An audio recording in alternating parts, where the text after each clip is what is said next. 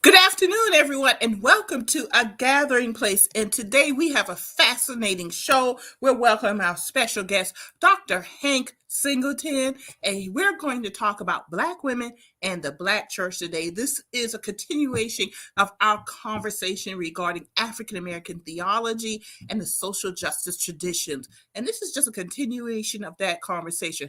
So thank you for joining us today. Get ready to drop your questions and comments in the comment section because this is going to be a hot conversation right after this opening. Hello, I'm Marilyn Hemingway, and welcome to A Gathering Place. I said, I'm stepping back because we have young voices who want to be heard and they're moving on something. Branding is really important to you and your business. Even a basic type of technology, you learn it all. And people are Good question.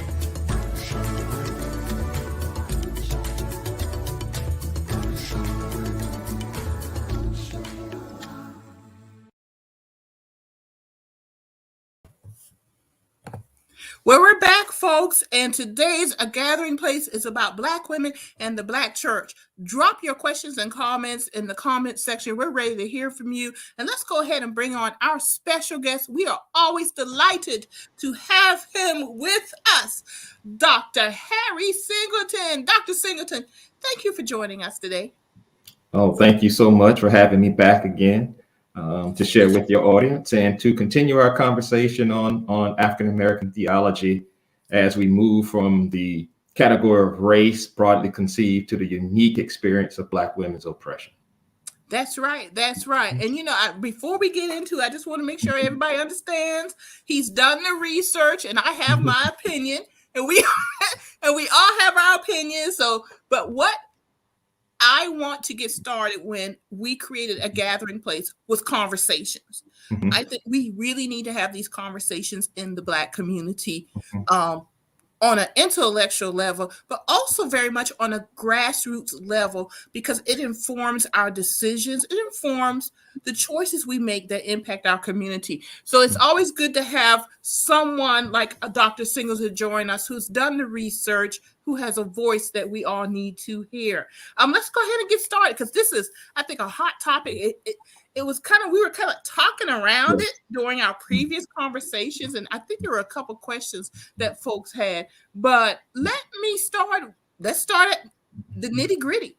How would you characterize the treatment of women in the church and Black women in the Black church, in particular, in light of what's happening in evangelical churches, what's happening in society right now?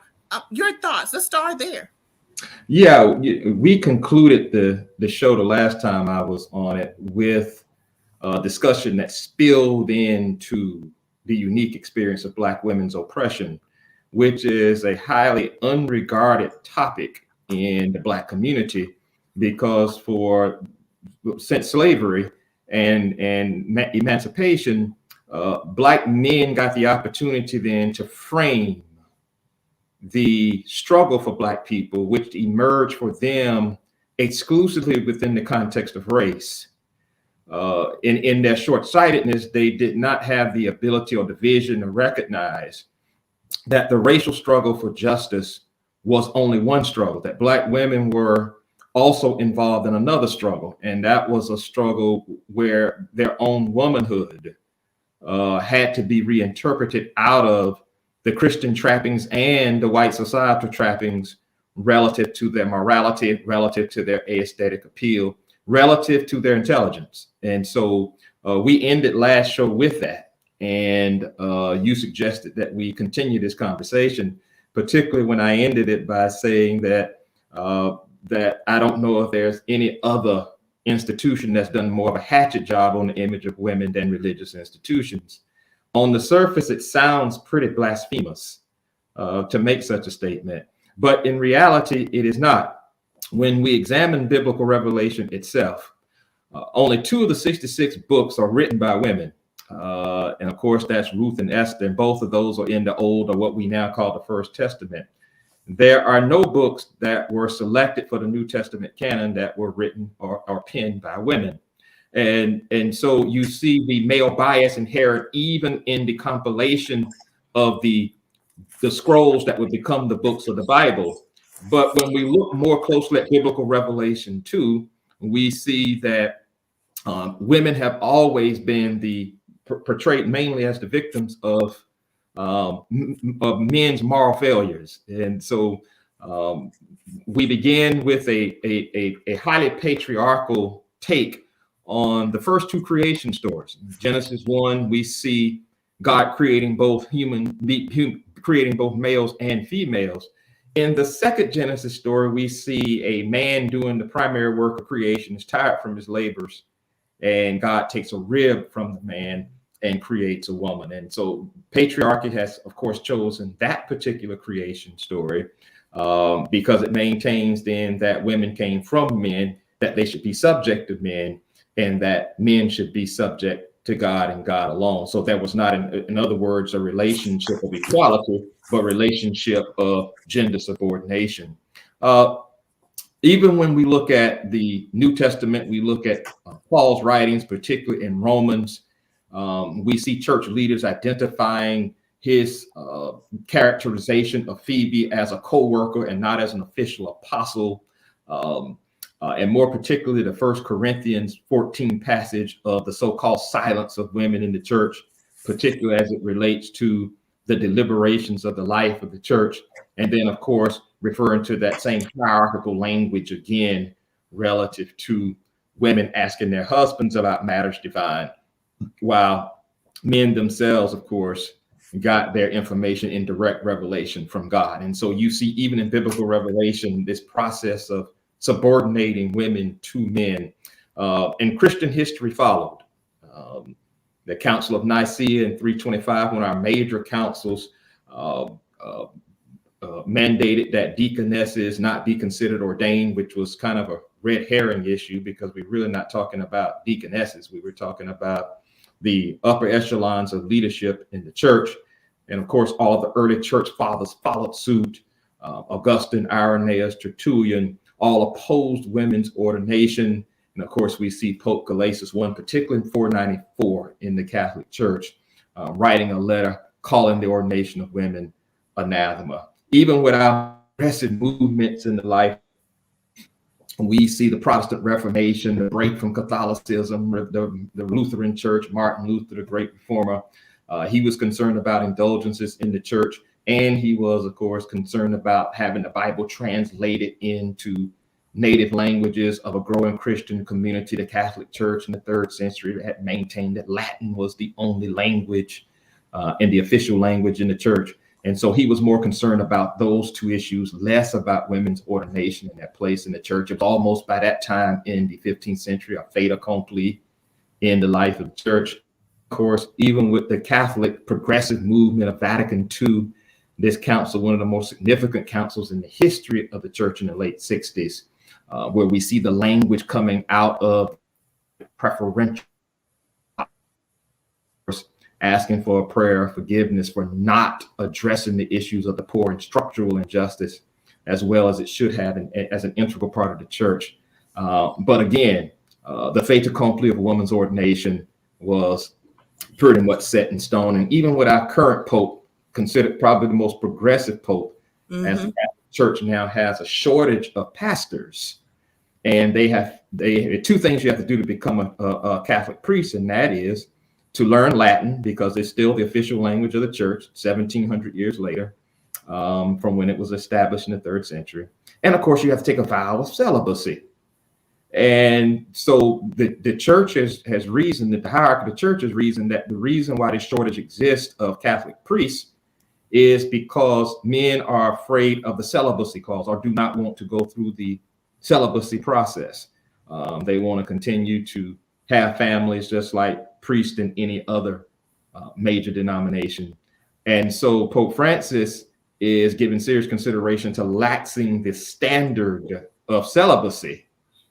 But when asked, would he want to fill some of those vacancies in the Catholic Church, the local parishes, with women, and would he consider extending ordination to women, his quick answer was no, and maintained that it was an eternal dictum. And so, what is the bottom line? The bottom line, very simply, is this: that we have a history where the church itself has been involved in exclusionary measures because of a distinguishing physical characteristic, in this case, gender.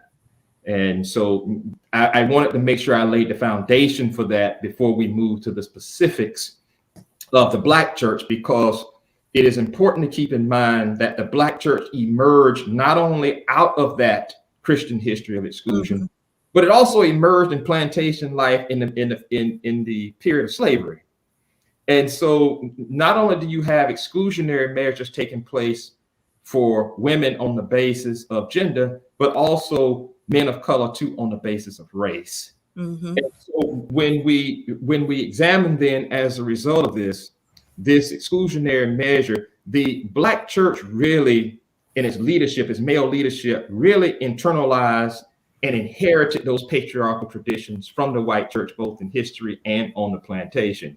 And so while Black men were zeroed in and spied in on the racial struggle for justice, they did not have the presence of mind to see that Black women were involved in a unique form of oppression, particularly sexual oppression, about their womanhood and about their image, particularly as it related to tempting slave masters, which was the narrative emerging out of slavery, and their looseness sexually, their promiscuity sexually, that they were the evil temptresses of the Bible that we think about when we think about Jezebel. And so this is a battle that Black women, unfortunately, have had to wage for the most part by themselves, namely because they have not been able to convince their Black male partners, both in the ministry and their Black male partners who are their spouses and companions, of this unique experience of their oppression. Let me ask you this, and thank you for giving us that foundation, because I think that's so important, because so many times we form our opinions based on recent thought, recent history, rather than understanding foundations. And foundations are so important because whether we want to admit it or not, we take bits and pieces of that foundation with us, even through generations. And we make those decisions based on that, and we don't understand where things really came from, why we think this way, what influenced our grandparents, our great grandparents, that ultimately is passed down through the generations. And let's go back to that foundation just a little bit. How much thought is put into, and if I'm wrong, because I'm a lay person, I am not a theologian, but first, the King James Bible influences so much of this, and you talk about the Latin, but Latin was not the original language of biblical books. So even in the translation, whether it's Latin from the original language to Latin, and I'm not saying the original language because I can't even pronounce it, and I know it, I can see it in my head. Even it speaks to, even because we're human and we're flawed, even when we translate things, we never translate accurately, because any language has dialects, any language has local colloquialisms that influence that language. Tone of voice influences language. So when you translate something, somewhere there's going to be something that's not accurate. So when we translated it from the original language to Latin or to King James to English, I don't want to say mistakes, but tone deafness, not quite being accurate in what was really intended in the original book. So I picked up on the word that you said, selected. You know, the two books by women, Esther and Ruth, but those selected tells me that there are more books that were from the original. So here, there's exclusion. Anybody selected, and then who selected? European males, let's generalize. European males selected what was going to be in the Bible. So if we have that understanding right then and there, you have to start questioning what was the intention in the translation. And the intention, speaking as a woman and as a Black woman, was to create a patriarchal system. was to control, whether it was based on gender or based on race. And we have to have that understanding. And for me, then it starts, I'm going to question certain things. Why does it have to be this way? Because just because it's a tradition, does not mean it has to be this way. So we have these conversations. We have an opportunity to change. Right. There's nothing set in stone, but you have to understand the foundational, where it started, and how does it impact now, so we can make some different directions. Because as a Black female, a Black woman in the church, there's some serious damage that needs to be rectified. But we have to have an understanding of where it came from first. So go ahead while I am. There's some comments coming in. Well, the first part, Marilyn, is the most difficult part. You use the terminology damage. Being in a bourgeois society, a term I used the last time I was on, two problems immediately suggest themselves. Number one, most bourgeois societies are ahistorical because they don't want people knowing their history, knowing the origins of this behavior, and seeking to transform it. Namely because they benefit from that situation.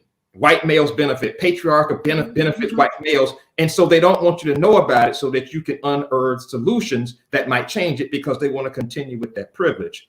And so what happens then is that you're absolutely right. We're dealing with a problem of translation. We're dealing with a problem of interpretation, but more particularly, you use the word intent.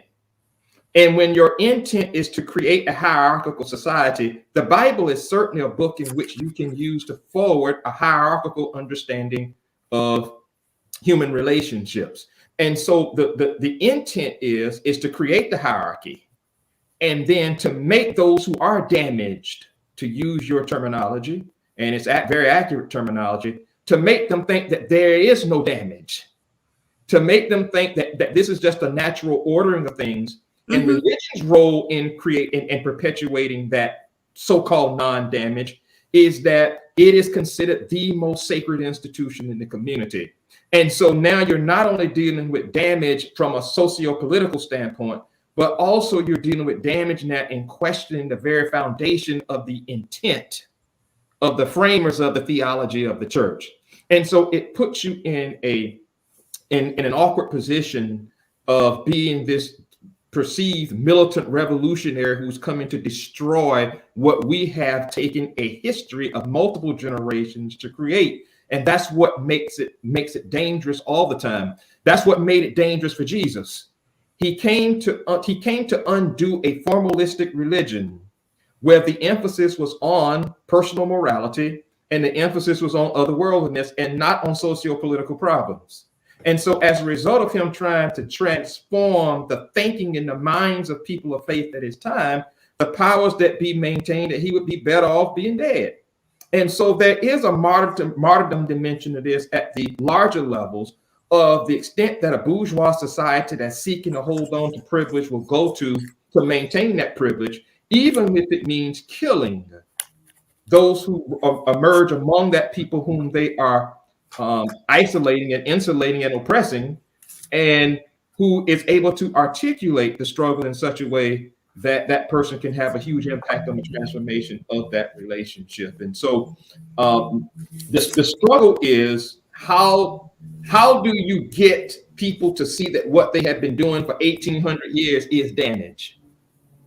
And that befalls me as a scholar of religion, particularly as a theologian, to construct a different intent with Christian theology or any theology, but particularly Christian theology in our context, that is not rooted in the damage that is created by establishing race, gender, poverty as being sacred in the life of the church, and that therefore one should not question their existence. Or if you do question their existence, you are really questioning the very foundations of the church itself, that either has condoned this activity or maintained that the church as a sacred institution does not deal with these activities and their transformation. And that becomes doubly damaging, because then you tell people in their damage, you're not really damaged. This is just simply the way the Lord wants it.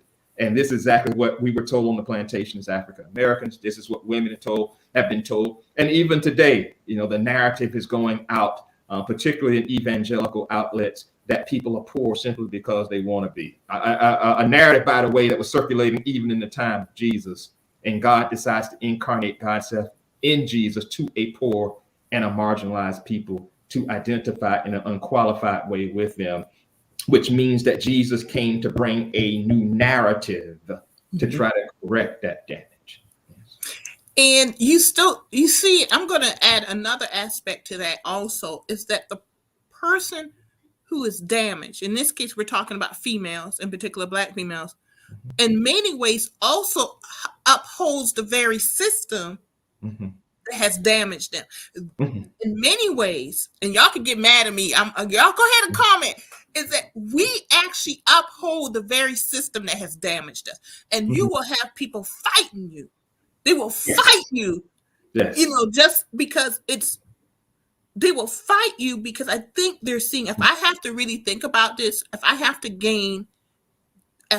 use my free will and start questioning things, it's going to force me to question the system that upholds whatever little bit of martyrdom or power that I have within that system. Not realizing that if you remove the system, you actually gain more power.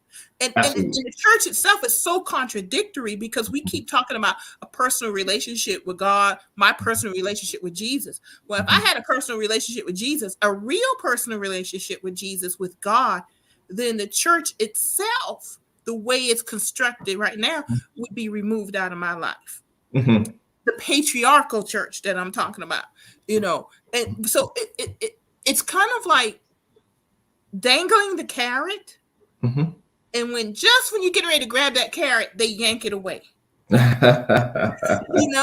that carrot is that personal relationship. But if you really have a personal relationship, you're going to start questioning some stuff. So the oppressed actually become part of the system. Well, if the relationship is authentic. Now, I will make the bold statement that most of our personal relationships have been authentic because they've been rooted in ideology. What I mean by that is that they have been rooted in getting us to accept an understanding of faith in God and Jesus that contradict being totally free as human beings. It is an ideology that has called us to not only sacrifice, but more particularly to assign ourselves to a passive resignation relative to our unjust situation. That in that sense, it's hard to speak about a moral framework that's just in a society that's rooted in racial and gender oppression, and that the most sacred institution in the life of the nation condones that activity and has historically, there's our word, condoned that activity.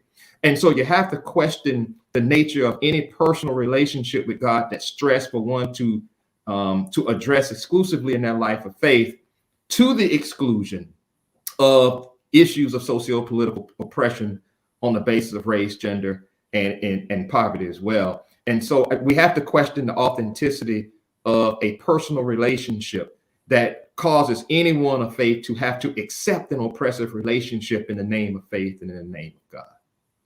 So let's get a little real with this, Dr. Singleton. Where do you see the church right now regarding Black women and the Black church? Where is it going? And I say this, I'm of the generation that was raised that wait on the Lord. God's going to send you a man. That's my generation. It was, it was, that was my generation. I don't know. And I say that in terms of age, because I don't know what the younger women are hearing. I do see some things, but I don't know what the church is telling them. But when I was coming through, it was like, it really, especially when I was in college, and it was so much about controlling us. And Absolutely. I cannot tell you how much, at the time you're not realizing it was about control, because if you're raised in the church, what we're talking about, it was about, it was controlling behavior. But I don't think we ever thought about it in those terms But looking back with age and experience that life teaches you, I look back and say, that was just totally about control of our bodies, control Mhm. of our behavior. But we also heard the stories about the deacons who weren't, the deacons and the ministers running around their wives. I Mm. cannot tell you, because I've worked in the healthcare field and marketing, how many, it's the unspoken room talk of how many ministers have HIV and their wives stand by them. Mhm. So that's my generation. With me, Mhm. I'm single, never married. Mhm. So I think in some way I never bought into that. Mhm. But I see in the younger generation almost a wholesale rejection of that. Mhm. Much more independent minded, and quite, in my opinion, good for them. But I ask this of, what is the church really seeing? Because the Mhm. core people that you see in church are females. Right.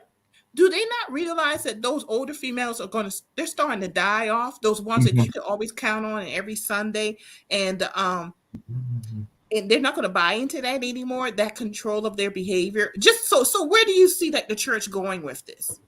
Well, maybe not. In terms of control with the younger generation. Um, the reality is that when we get older, we tend to get more conservative in our theological outlook. And so, whereas a young woman would not have brought into it in her 20s, she may begin to buy into it after hearing it now in her 40s and her 50s. Um, so much of what we learn in the church and what we're taught in the church, and in this sense, it hadn't changed, revolves around individual wish fulfillment. Your man is coming, your woman is coming, your destiny is coming, your breakthrough is coming. I mean, we can designate a whole section in the library on books on human fulfillment and motivational success. 5 steps to success, 12 steps to success. And so what really happens is that there's always a cure for any wish fulfillment prophecy in the larger society, and that is math. Um, math always challenges any individual wish fulfillment. In this case, a woman being told that her man is coming. Well, one of the reasons why there are so many more women in the church than men is because there's many more black women in the society than black men. Mm-hmm. Because black men are going to jail in alarming numbers, they're getting killed in alarming numbers, they're on parole systems, or they have given up on life altogether, and you see them on street corners. And so wherever you go, in fact, as I get older, I am noticing when I go places that I didn't notice in my 20s or even cared to give any thought to, how many more black women are in that room than black men. And so if math holds true and racial conventionality holds true, as we move into adulthood, there are going to be far more marriageable black women than black men, Mm-hmm. which means that if we can only marry one person, chances are you're talking about moving into your 30s, 40s, and 50s, and that man may not ever come along that you have been promised, not necessarily because God dislikes you or because God's favor is not on you or because you conducted yourself in an immoral manner as a woman and therefore you don't deserve a man, but simply because there's not enough of them to go around. And so one of the things that has always disturbed me, and I can understand the pitch, but I don't necessarily agree with it. We have to be very careful about how we commodify God to our congregations. I have to be careful about how I commodify God, even in my writings and even when I speak. And we have to make sure that we are creating the proper societal reality with the help of God that lends itself to that individual wish fulfillment and not ignore those societal distinctions and maintain that somehow miraculously God is going to change that condition. It didn't get into this condition overnight. It got into this condition over several generations. And for several generations as Black people, we have been fighting. And Black women have been fighting not only in the society, but they have been fighting in the church.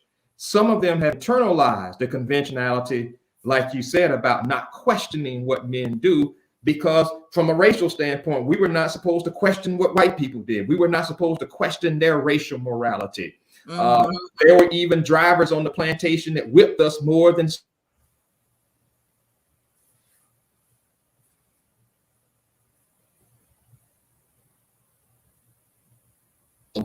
womanhood in this context is also making sure that we are affirming personhood within the context of oppressive relationships, and that we are targeting those oppressive relationships because that forms the cornerstone of a new identity and a new intent, to use your term, that not only advances the Black community racially, but also advances the cause of Black women too when it comes to sexism. And so we must not allow ourselves to get caught up in individual wish fulfillment that ignores societal conditions.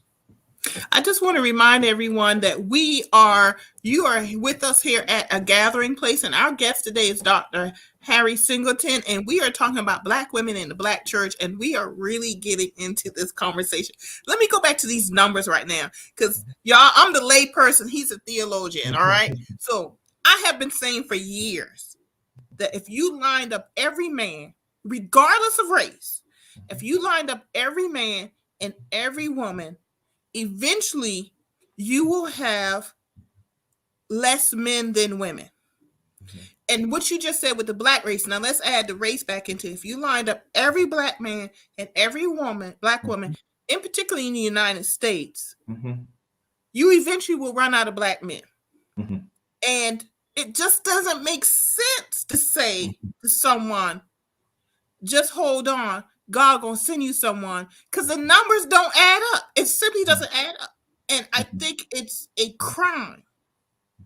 And I'm just gonna call it, it's a crime that we were raised that way. It's manipulative. It borders on abusive, and abusive in the sense that it has allowed some ministers to take advantage of their congregations, in particular congregations that are majority Black female, that you've given them false hope. And I say my generation, because in particular, I can only speak for my generation, that there are women now, that's all they have. It's the church. Because they were raised that way, and you didn't give them other options. It's a bit of a brainwashing. And I just think how many of us missed opportunities where we could have traveled, we could have had different type of careers, but literally it was drilled that God's going to send you. I just remember that, and just earlier before we started the show, we had a brief conversation that I had to remind myself that you had to remind me that we have a certain privilege.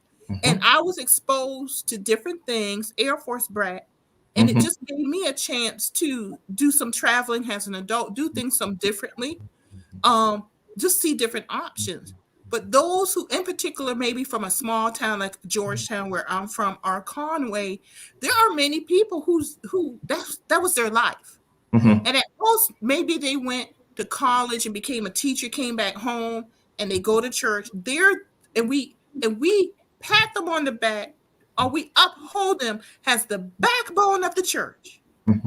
But we never really see their humanity. We never really see them beyond that Black female martyrdom of look how much they're doing for the church. But I have to be honest with you, and in times I thought in terms of how that's a harem for some of these ministers. And I'm not saying a harem as in sexual, but harem with this minister is getting everything that he wants. He's got the first lady, his wife, but he's also surrounded by all these other women, Black women, who do everything for him. And he constantly telling them, wait on the man, but y'all don't have, what are y'all doing to put the man in the church to meet these women? The men are outside the church. I think there's a selfishness there. It's I don't know if it's subconscious, but there is a man almost pushing other men away from their harem because it's a control thing. I just wanted to say that. I don't know if you have any. Well, you're right. You're right. Well, you're right. The Black religious leaders and some white religious leaders tend to be very, very territorial. And one of the things that not only the damage that you referred to earlier, Marilyn, but the ultimate damage is justified theologically in the minds of many religious leaders by making women think that their only contribution to society is to be a wife and to be a childbearer. And that is an age-old narrative that completely disintegrates a woman's intelligence and her contribution to society and to civilization beyond being a childbearer. In fact, in Christian history, Mary is referred to as Theotokos, or the bearer of God. That's her contribution, not her intelligence, not her contribution to an ongoing theological discussion that could transform human relationships, but strictly as a childbearer. And as you know, over the years, I've always cringed when I've heard even older women buy into this narrative about Black women in particular not being a woman unless she gets married and has children and has all two before she's 30. And I hear older women saying, when a young Black woman does something, oh, you ain't gonna get no husband doing that. Mm-hmm. Oh, you ain't gonna get no husband doing that. Oh, if you do that, you ain't gonna get no husband. As if that is the exclusive reason why a woman has her existence. But we can't divorce that from men setting up a patriarchal society that make women think that that is their exclusive contribution to civilization. And so they both work hand in hand where that is concerned. I agree with you that they work hand in hand. Yeah, they work hand in hand. And part of the ongoing struggle is a theological struggle relative to the way women are imaged in Christian history. And of course, we are back to the subject of history again, and how history continues to perpetuate and impose its influence on the present, which is why it is foolhardy for us to be so-called enlightened in the 21st century and talk about depriving students of their history, depriving Black students of their history, how we overcame the struggles of the abolitionist community and the slave community, the attempts now in contemporary society to remove African-American authors and writers who affirm the struggle for human emancipation, women who affirm the struggle for Black women's place in society and the unique experience of Black women's oppression from the plantation to the day. And then you got a conservative element in this society wanting to remove those because they are considered controversial. The reason they're considered controversial is not because they are. The reason they're considered controversial is because they have been designated as being controversial to attach a stigma to them so that it will not be well connected in the literary world of an America that continually tries to diminish the significance of history, but at the same time experience a contemporary history wherein they have privileged from that history. And that is the juggernaut to the contradiction, the moral contradiction that continually has to be exposed in contemporary conversations about race and gender. Well, you have this knowledge, it becomes the threat to the patriarchal system.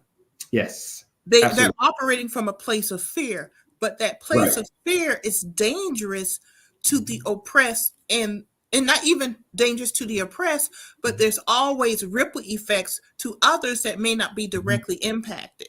So we're talking about Black women in the Black church and this patriarchal history that has been inherited and very much still in use. The direct person who's impacted this may be the Black female. She's controlled, voice oppressed, but the ripple effects, it's the children that we produce, our children, the next generations, and our men also. Yes. Our men are also hurt by this. Absolutely. And let's be clear. This is not something that we're talking about in ancient history from the 4th century. We're talking about that only from a historical standpoint. Many Protestant ministers, Black and white, will not ordain a woman to the priesthood in 2022, not 1922 or 1822 or 1722. The Catholic Church, even with a so-called progressive pope, his quick answer to the ordination of women is no. And in most instances, if not all of them, as we have it, established, women do the bulk of the work in the church, but they're doing it as a subordinate. So what kind of message does that send to young women coming up in the church? And what kind of message, as you said, does that send to young men coming up in the church who will grow up probably with a healthy disrespect for women and their holistic contributions because of the roles that he has seen them in growing up, not just in the society. And that's what's important here. Not just in society, but our religious institutions have been on the front lines in creating a sacred nature out of sexism itself. And that is the ultimate juggernaut, because once you start connecting subordinate behavior to God and divine activity and morality, then you're saying that we are not doing this because it is a patriarchal invention of our minds. We are doing this because God wants you to live this way. And so when you are someone who privileges from that situation, and you understand yourself to be a privileged member of that group in that particular form of oppression, you are then charged by God to release whatever resources you have at your disposal to maintain that relationship. And that's why slavery was so hard to crack. That's why segregation was so hard to crack. Why racism and sexism are still hard to crack, because of the hierarchical privilege that is given vent to and given ultimate validation by God. So let's go to a bigger picture here with this, Dr. Singleton, because I think because we don't really think of history on a global scale, we really don't understand that there have been inflection points in our global history where people have gone to war. Empires have risen and empires have fallen. So let's put this on an American scale. And I just saw this on TikTok, but another thing I've been thinking about for years. And I had a conversation with someone about what's going on in America. And this was years ago, not just 2022. I'm not saying. In the global arc of history, America is a teenager in puberty. And America has a decision to make. Am I going to grow up and be a good person, or am I going to grow up and be a bad person? And I'm simplifying it, but we're kind of at that inflection point, because in the arc of global history, the American government, as we know it, this democratic republic, is a mere teenager. As a matter of fact, a preteen. And we're going through a lot of hormonal changes in puberty. And we got to make some decisions on whether we're going to survive puberty. Everybody don't survive puberty, but I think our privilege, we don't really see the big picture of global history, that wars were fought over land, wars were fought over water, wars were fought, religious wars led these land wars over land, wealth, whatever way you define it, whether it was gold, jewelry, or whatever, because you can simply look at the Catholic Church and see how much land they own, the jewels they have, the gold. It's $1 billion institution, multi-billion-dollar institution. Religion is big business. We not get there from being nice. Yes, religion is big business. Wars. Go ahead. Religion is big business. It's a big business, and you see. So let's drill it down even more within the Black community. And you see, y'all get mad at me. I want y'all to get mad at me. When I see billboards with the husband and wife and the first lady, and immediately I'm thinking big business, business, and you can even see it, how we present ourselves, how we wear clothes. You got to have a certain appearance, the marketing. I replied to someone just this morning about what would Jesus do was a marketing campaign.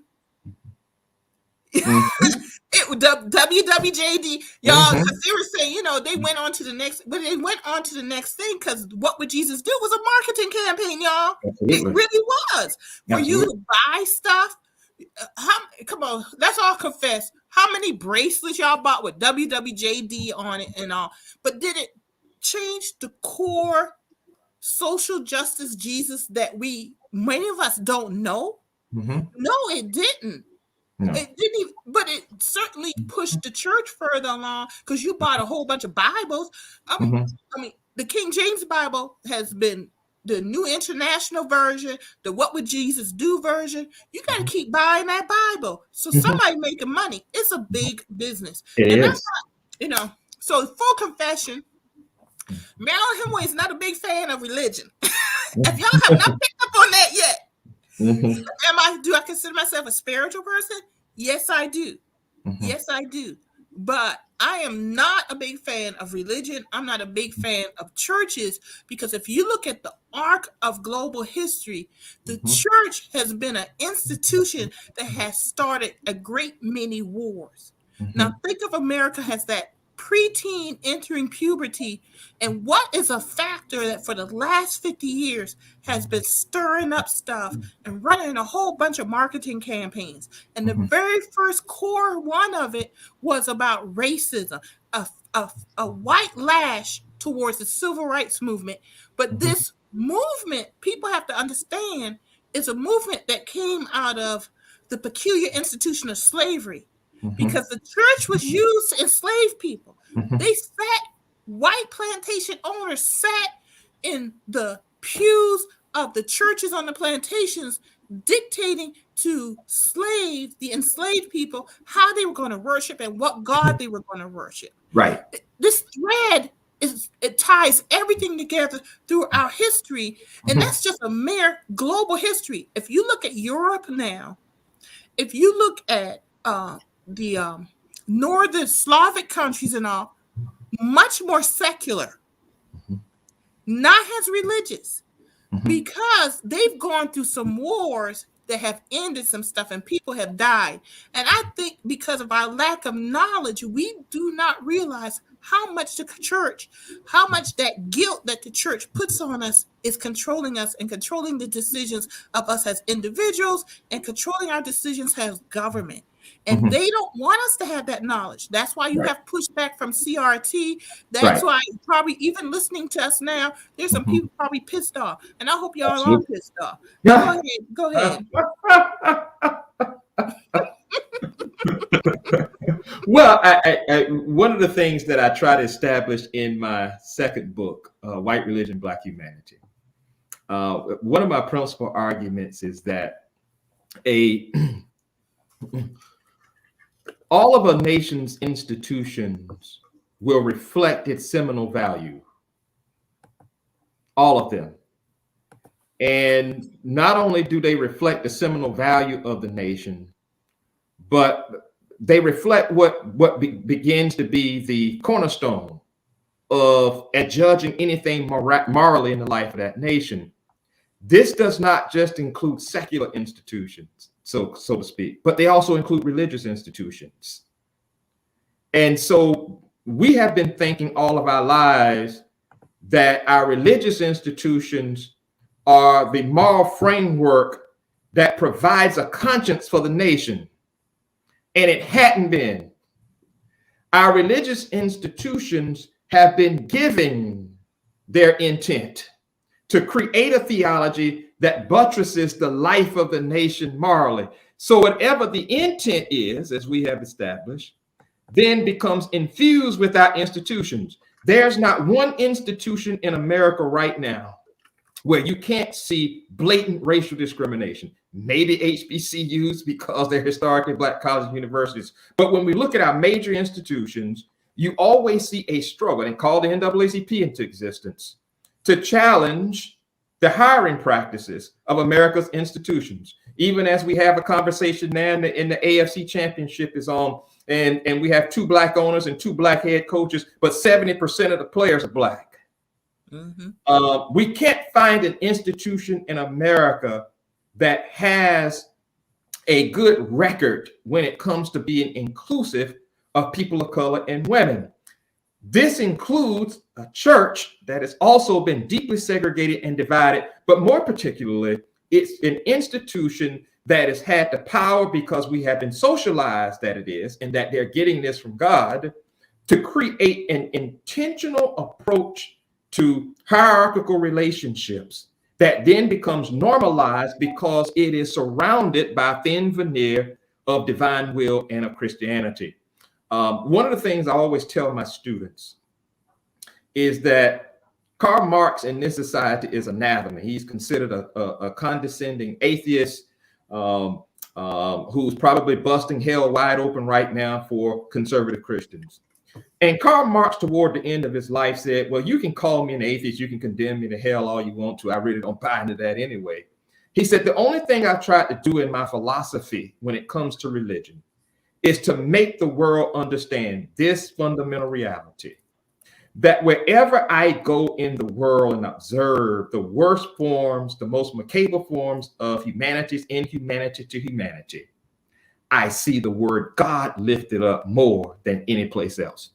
Whether it was slavery during his time in America, whether it was the caste system using Hinduism to justify that brutal system in India, or whether it was what would become and what was becoming apartheid in South Africa.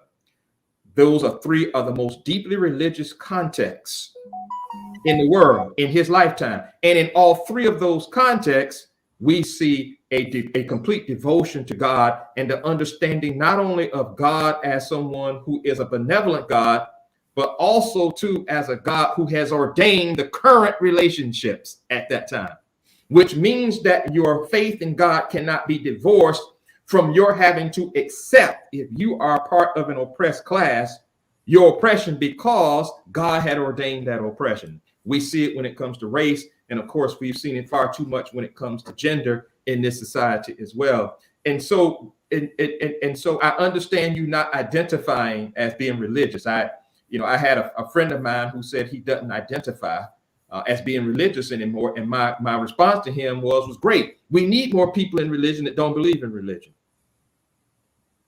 Now, what do I mean by that? We need more people in religion who are going to be critical of what we have inherited religiously and have a pretty good grip on what we have inherited and are not afraid to challenge long-standing interpretations of biblical revelation and challenge the conclusions theologically drawn by some of our most celebrated Christian theologians, whether it be the Cappadocian Fathers, whether it be the Reformation Fathers, whether it be the early church fathers, that have the courage to challenge that system, because in that lies the basis for transformation.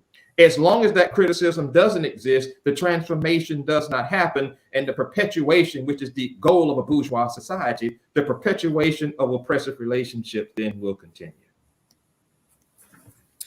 My only concern, and I hear what you're saying, and I actually agree with that. My concern is that I see young people who are rejecting the church, but I don't think they're rejecting it from a place of knowledge. I think and this is Marilyn's opinion. Y'all keep getting mad at me. I think they reject it from, they see something is wrong and don't quite understand why it's wrong. And they reject it, and it becomes a rejection for selfish reasons, because it's almost like the child that says, Mom and Dad told me not to leave the house after bedtime, but I'm going to do it anyway. But that's actually based on foolishness, because Mom and Dad are doing it maybe to protect you or understand the dangers are out there. They want better for you. But if you reject it from a place of knowledge, knowing that this isn't healthy, I understand why the church is doing this. I understand why this religion is doing this. And I reject that false concept. I want to go back to what the church originally stood for. That personal relationship, that spirituality, that social justice.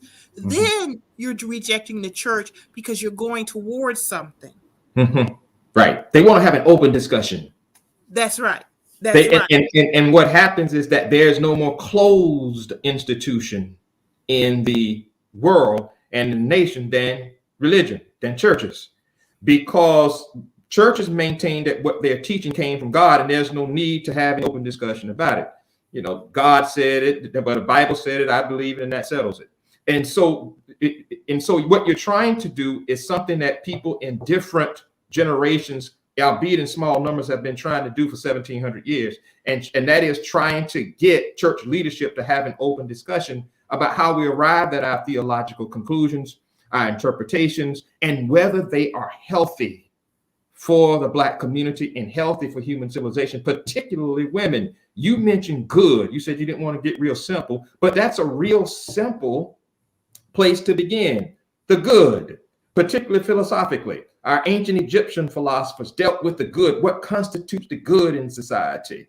Aristotle, Plato, Socrates, the Greek philosophers dealt with what is good, or what they referred to as the teleological dimension of human existence. And so the question then becomes, how then do we arrive at the good? Does that good come through rigorous conversation, or does that good come through revelation? Well, the church has maintained that God has already told us what the good is, and you're looking at it.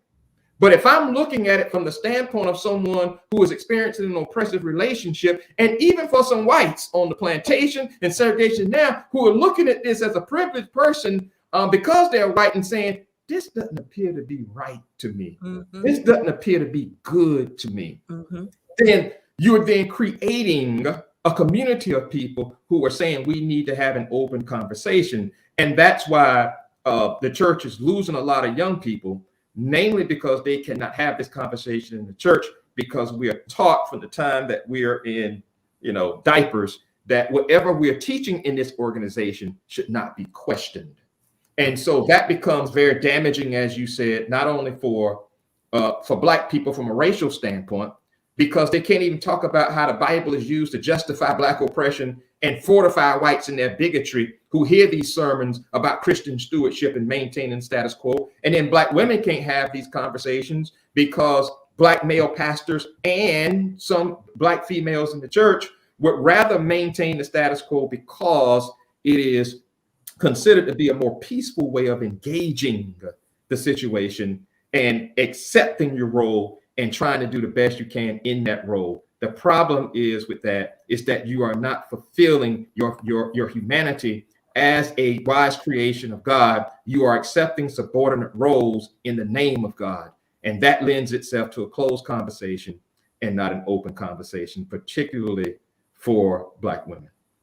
I would dare to say that, in my words, that the church lacks morals. There's no morality in the church right now. This comes down to a moral. This is a moral question. Where are the morals in the church? The question is whether the society has morals. Whether we began this country, this experiment with democracy that's failing miserably, as Scholar Cornel West would say, whether the morality we thought we had was a morality to start with, it ends up being a negation of itself. Namely, because anytime you create a moral framework that sanctions oppressive relationships, is it really an authentic moral framework? And so the whole notion of a moral framework that's rooted in human oppression contradicts itself. And so to talk about an American morality is to talk about a phantasm. It is to talk about an illusion or a mirage, not necessarily in terms of the thickness of its existence and what will happen to you if you challenge it, but in its constitution itself. Does it have a moral and therefore an ethical right to exist if it is getting a significant segment of its population to passively resign themselves to an oppressive relationship? My answer to that question is absolutely not. And so the question then becomes, where then does the conversation begin, so that we can negate an oppressive morality and begin to have a conversation about a more liberating morality? I think that it has to happen within the life of our religious structures, whether that's in the church, whether that's in the academy with theologians like me, because if we can get through the juggernaut of getting people to understand that our theological conclusions emerge out of a moral framework that should not tolerate human oppression, but should be rooted in human freedom, then we can begin to have a conversation that could affect societal relationships. But as long as we continue to think that God has sanctioned these hierarchical relationships, these oppressive relationships, or that I'd rather not go through the trouble of losing my life or being economically reprised or being physically abused or being lynched because I had the courage to speak out on it, let's just maintain the status quo. And so And so when you create a moral framework rooted in human oppression and ethically, you try to silence the voice who says this has no right to exist because it is an oppressive framework, particularly within the context of a democracy like America, and it puts down China and other countries that they call dictatorships, oligarchies, and engage in acute censorship. Well, what happens when you relegate an oppressive voice who's trying to transform American racial and gender discrimination to the periphery of contemporary American discourse? You are in essence censoring that voice without necessarily using the C word. So the framework itself becomes even more dangerous morally within the context of a democracy that maintains that everyone has the right of free speech, which is not altogether true. We have the right to say it, but America's always controlled the stages with which we have had the conversation. That is so true. And we accuse, we're projecting on China what we have done, calling we've been imperialistic. We still are an imperialistic nation. We're still a colonizing nation. And we are projecting these on China. And I'm not saying this to say that China is some victim in this and they're innocent. They're not. China has some problems too. But where did they learn that from? Right. Where did they learn it from? Where did Russia learn how to do certain things? Russia, where did Germany learn how to be Nazis? Well, they looked at Jim Crow in the South. Well, slavery. And slavery, and they perfected that system, and then they projected it on mainly Jewish, but beyond that, homosexuals, the Romanians, the gypsies, and black people too. Jehovah's Witnesses and black people. Hitler was coming for us, and Jehovah's Witnesses next, and the homosexuals after he finished with the Jews. Yes. So and this goes back then to the moral question. What we are going through doesn't matter if you're black, white, Republican, Democrat. We are all upholding an immoral system. The system is immoral, and the church is part of that societal system of immorality right now. So the pressure cooker is going to explode at some point. Right. It is up to us as individuals. What is that explosion going to look like? And going back, now bring it back. I mean, this went to a broad question from black women in the black church. We're so broad with it, but it begs the question in, are black women in the black church upholding the system, the very immoral system that is suppressing us by not questioning? Well, yeah, absolutely. We have talked about it in broad strokes, but all of the subjects we've talked about are rooted in sexism and black women's oppression. Namely in terms of the fear involved of speaking out against patriarchy, for being perceived as being this man woman who is speaking out when only men should do it. The persecution of women in terms of being sexual temptresses, who take men off of their goals in life, like Samson had with Delilah, and of course the promiscuity images with Jezebel in the Bible, that black women have had to deal with in a comparative moral designation, as I call it, that white women really have not had to deal with. One of the things they've had to deal with some sexism, but they've also been able to live a privileged existence being married to white men, and being married to white men who have not, been the scourge of a well and deeply entrenched plan to denigrate them, whether it be in the prison system, whether it be in the graveyard, whether it be to being an unproductive member in society, as that has been the case with black men. And so when we look at the image of black women and we see that image being presented and over and against white women who have that, that Queen Victoria image, the petiteness, the daintiness, the soft-spokenness, being well-dressed and being fully dressed, as they said, as they say, you can tell a woman's morality by the way she dresses. And Black women who were seen first in Africa by white planters and explorers,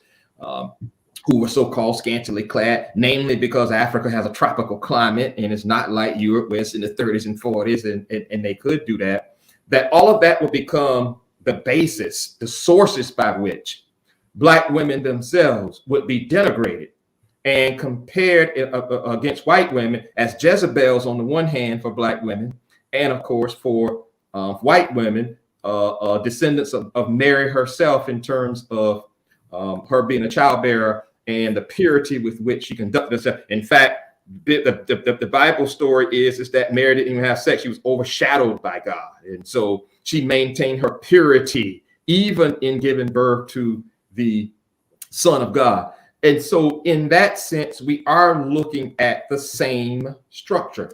We are looking at an immoral system that unfairly targets Black women, make them the object, so-called, of white men's sexual desires.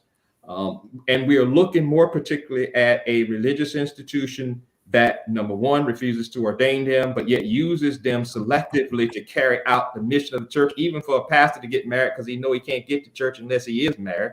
And so he marries someone that he may not want to marry, but he wants the church.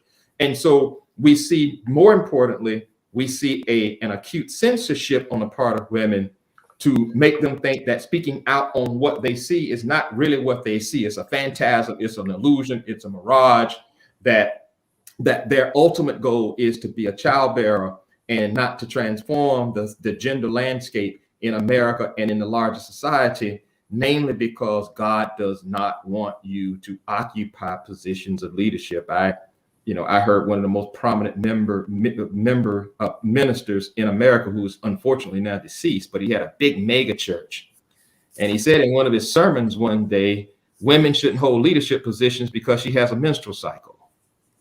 And that men should only hold leadership positions because men don't have to take time out for their menstrual cycle, and women do. And so, for instance, if a woman was a president, and you take the situation going on now with, say, Russia and Ukraine, a woman, if she had a period, if she was cramping bad or something, would have to take a time out and not be able to deal with international issues because she has a menstrual cycle. And this was not in 1607 or 1507. This was in 2007, if I'm not mistaken.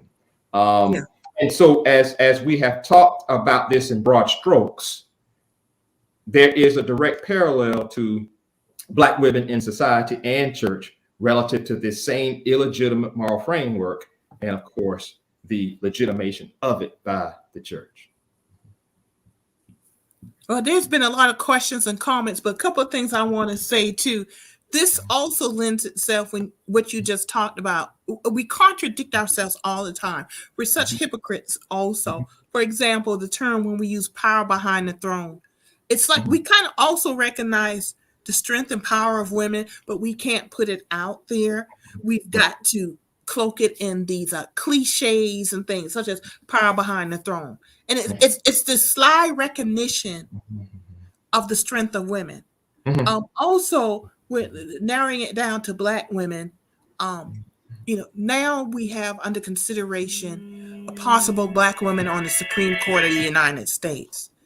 Yes. It speaks to the political power of Black women, in particular in the Democratic Party, the base, that voting. And that's a whole nother show, y'all. We're not going to get into it. I thought we might get to it today. We're not going to get to it today. No, but y'all have some really good comments. We're still talking about that in 2022, the first Black woman this and the first Black man that. But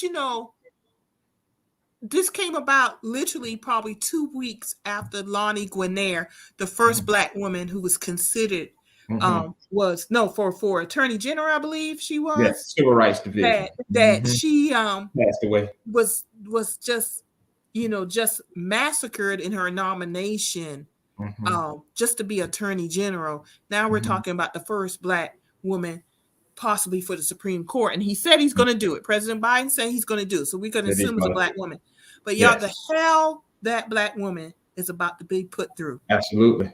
And don't sleep on it and either. that is not even an over exaggeration, y'all. No. And it's already started, and they don't Not at even all. know a name yet. And it Right. started the day when he said, "I'm going to nominate a Black woman." They already came for her. But it speaks to the power of the Black woman. But we still do not give true, open, honest credit to the Black woman, because it's still that power behind the throne. It's, you get attacked for being your authentic, true self. And I speak actually from personal experience too when I say that, y'all, it's very dangerous to be your true, authentic self. But I think we all should. That's what we should strive for. I think that's where true happiness is. For us to be a better society, that's what we all should strive for as individuals, to be our true, authentic selves, whatever that may be. But we've been raised in a society that dictates. That's a hard thing to do, folks. It's a hard thing to do. We got a lot to talk about, and we're gonna have to. We are over our hour. It has been so good. This is going by so fast. But two things I want to say. We haven't even talked about submission. The term submission, but y'all, obedience. What? Say that again. Obedience. Yes, obedience and submission. Woo! That is going to take another hour. And I know we've had broad strokes this hour because we're limited on time, y'all. But I do want to say, go read the book, and I'm going to post it up because Dr. Singleton has a new book coming out, and I want to put that up because we're going to keep him coming back, y'all, because we have these conversations, and it's not just Dr. Singleton. If you follow A Gathering Place, we've talked about African-American intellectual traditions with Dr. Derek Allridge. I've had my African-American history, y'all, and I try to tie all of these things together. In broad strokes, they're all connected, but we have such scholars that concentrate on their fields that I try to bring them in to talk. But let's talk about your book briefly and see if we can answer a couple of these questions. But here's the book. Forever in Thy Path, The God of Black Liberation, by Dr. Harry H. Singleton III. So tell us briefly about this book and when you expect this to be available for us. Because I want to tell everybody, y'all go get his books so y'all can get specific information so we can have these, y'all, when we have these discussions, we all know what we're talking about. Tell us about this book, Forever in Thy Path, The God of Black Liberation. Yeah, of course, the Forever in Thy Path comes from the Negro National Anthem, written by James Weldon Johnson. Keep us forever in Thy path, we pray. And of course, I wanted to select something from the indigenous Black experience for the title, particularly since I'm dealing with the God and Black experience. And I use path as a metaphor in this book to denote the journey of African Americans from the hulls of slave ships to our current state.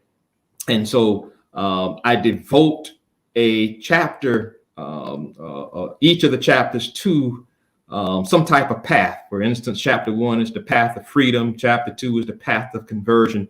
And so all of the chapters have the word path in them because I wanted to make sure that I was elucidating path as a symbolic way of saying our journey has been an arduous, but it's been a highly rewarding journey, but yet we still have ways to go in that journey on that path from slave to free. And so it comes out. It was supposed to be out this week, but COVID is even affecting publication and printing at publishing companies with people out with COVID. The new release date is February 22nd. And so it will be available at Orbis Books, who's publishing it, Mayor Knoll, New York. You can also go to your local bookstore and order it if they don't have it on the shelves. I've always preferred that way because you can bypass the shipping and the handling. So I will be sending out posts on social media for pre-orders and in the coming weeks, and I will also be putting that cover up as well. My previous 3 works, Divine Revelation, Human Liberation is one, White Religion, Black Humanity is another one, and Black Theology and Ideology, my first book. You can go to my webpage, harrysingleton.com. You can click on the cover of the book when it comes up after you get into the webpage, and it will take you to ordering information for you to order the book directly from the webpage. And so I'm looking forward to it. It's my fourth labor of love, forever in thy path. And I hope that my readership will find it just as stimulating as I found it constructing it and writing it. Well, I'm looking forward to it, and I really need to go buy your book. So this one will be available on your website also? Eventually. It is not yet, but it eventually will be. Okay. All right, y'all. So the simplest thing, harrysingleton.com. You can also follow him on social media, and he'll be posting about it. And when he posts, make sure we get it, because we'll post it through the Gotta Get You Chamber Facebook and Twitter and Instagram accounts. We got a bunch of accounts now. All right. Thank you, Yeah, my I social see. media team and website team. We making things happen. All right. You know you're going to get it. So when you get it out to me, I will make sure we share it on all of our social media. Y'all, we've had a lot of good comments today. Yes. Thank you very much. I think in the broad strokes, we probably answered some of them. One of them, Kent Williams, do you know of any religion, particularly Christian denominations, who offer the women of their church equal footing to men? Is there a model out there to emulate? Just a quick answer. Is there anything out there? Though I don't know of any hierarchical models. The United Methodist Church has made a pledge for creating the ordination of women and making it more accessible for them. They would be probably the first one that would come to mind, particularly in the Baptist tradition.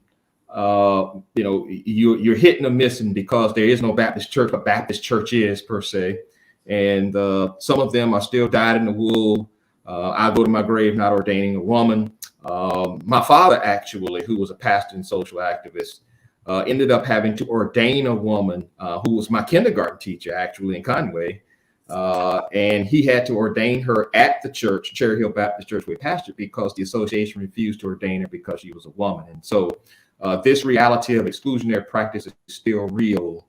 And it's made even more real, unfortunately, by people who think that they are engaging in good conduct, because in their upbringing, God has told them that this is a non-negotiable demand of the life of faith. It's rather unfortunate, but it becomes part of the larger narrative going forward. So in many ways, the road to hell is paved with good intentions and good traditions. Absolutely. Yeah. But it's still hell. It's still hell, isn't it? It's still hell. Right on into that. Heaven for a few and hell for the overwhelming majority is still hell for us all. And that's the message that we have not yet imbibed. Yeah. Diane Bradley asks, how has the Black church become a business? We answered that earlier in the show. We did get into that, Diane, about the Black business, because it has always been a business. Somebody has made money from it. I'm trying to get back to Orton Bellamy. What is the future of the Black church? Well, my opinion, we don't know, but I do want to say this. I think when the doors reopen after this pandemic, Dr. Singleton, that there are going to be a lot of people surprised about who does not return to the church. And I'm not talking about the unfortunate family members and neighbors that we lost through death. I think the pandemic has really driven people to ask questions about, what has the church actually done for me? What am I getting out of being in church every Sunday in those four walls? Beyond that, what am I really getting out of this relationship with the church? And I say that deliberately, with the church. There are a lot of people question, and it's not obvious yet because we're not together again in the consistent way that we were before the church. And on a personal level, I was actually already attending church online. There were churches actually online before the pandemic. Everybody thinks everybody hopped on after the pandemic. No, there were churches online prior to the pandemic. And that's where I was personally attending. And I see, and there were people telling me, oh, you need to go to church. You need to go to church. And I'm like, I'm okay. I'm good. I didn't feel I had a need to explain myself to everyone. I just had to say, hey, I'm good. Now it's ironic that most people are attending church online because, for safety, health reasons, etc. But I think when we gather together again in person on a consistent basis, that there are going to be a lot of shocked, not members, not congregation. There are going to be a lot of shocked ministers. The hierarchy is going to be shocked about who does not return to the church. And I don't know, that really doesn't answer the question. That's just my opinion. But any thoughts of yours on that one, Dr. Singleton? Well, I think that the future of the Black church is in tremendous peril if it does not begin to raise societal critical questions from the pulpit, which is the gist of what we've been talking about today. It can no longer remain committed exclusively to personal wish fulfillment and a church with walls. It has to become a church without walls, but not just a church. I mean, most of our religious institutions find greater efficacy in insular approaches to religion than they do in addressing societal critical questions, because there's a price to pay. I mean, your church becomes scrutinized, your theology becomes scrutinized. All of a sudden, you're teaching a foreign theology. But we must also keep in mind, too, that was what was said about Jesus as well. As I said on the last show, when everyone else was in the temple worshiping, Jesus was out healing people on the Sabbath. And so the message inherent in that is that being religious is not about being in a building at the same time, at the same place every week. It is ultimately about one's commitment to transform oppressive human relationships. And that has to be a part of the narrative going forward. If it is not, the church will find itself in tremendous peril and it will lose members. I do believe. And actually, I think that's a good time to leave it right on that note, because I want to leave y'all thinking. I want to leave y'all thinking so that we are in a transformative time in global history. We are in a transformative time with our American government. Therefore, we are in a transformative time with the church, because the church has informed so much of how we live in this society. And I'm just going to leave it right there, Dr. Singleton, that I hope people start really thinking about this and thinking of the morality of the moment. And America has our role in global history. Where do we go from here? Exactly. Where do we go from here? And that includes Black women in the Black church, because we may want to pretend we're behind the power behind the throne, but we are actually the drivers in the car seat. Absolutely. And that takes accountability and responsibility. And we're going to have to start asking ourselves some questions. So we best get, one thing that the pandemic has given us, and I don't think people really appreciate it, it has given us quiet and time. And I think we need to take advantage of that. It's when you are home by yourself, read more, gain greater knowledge, build some relationships with yourself, with your God, Jesus, however you define that. But we need to start asking some real questions. Some real questions. And hopefully shows like this, A Gathering Place, will help you start asking some of those questions and giving you a little bit of knowledge. But what I do know is go read some books. So go to harrysingleton.com, shameless plug, and go buy some books. It wasn't me, it was you. Let the record show. Yeah, it's me. That's my job. That's my job. It wasn't me, y'all. Dr. Singleton, I'm going to let you go because this went over. It was a wonderful conversation. You enjoyed it as usual. When the book is out, we're going to bring you back. We're going to continue this conversation. And I think we're going to have to be ready for a separate conversation about submission. And what was the other word? Obedience. Submission and obedience. Because, whoo, Lord, that's going to be hot. Yes. I like them hot. Dr. Singleton, thank you for joining us again. Thank you, Marilyn, as always. And I will be in touch, and we'll be talking. And Mr. Bellamy, thank you. Thank you, Orton. We appreciate it. I know. Craig Conwell, we appreciate it. Kent Williams, we appreciate it. I know. You're welcome. I see Facebook user. I know. I suspect I know who that is. I think that's a relative of yours coming in from another page. You think so? I think so. Probably is. Probably is. That you know very well. So Yep. yeah.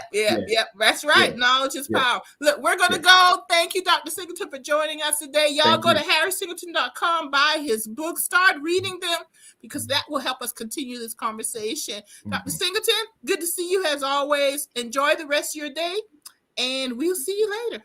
Thank you very much. Appreciate it, dear. Can't All wait right. to be back. Bye-bye. Yes, definitely. Good night. Yeah.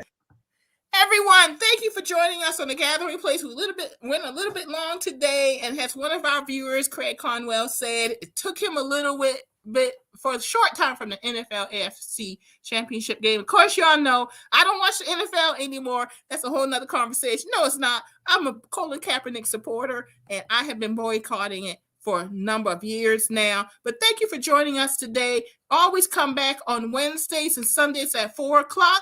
And thank you for Dr. Singleton for joining us today as we talked about Black women in the Black church. And yes, it got to a broad discussion, but that's what we're all about. Just giving some knowledge and perspectives out there to help us all grow. So thank you everyone for joining us today. Enjoy the rest of your weekend. Get ready for work tomorrow. Get some rest. And we'll see you Wednesday at 4:00. Have a good evening. Good night.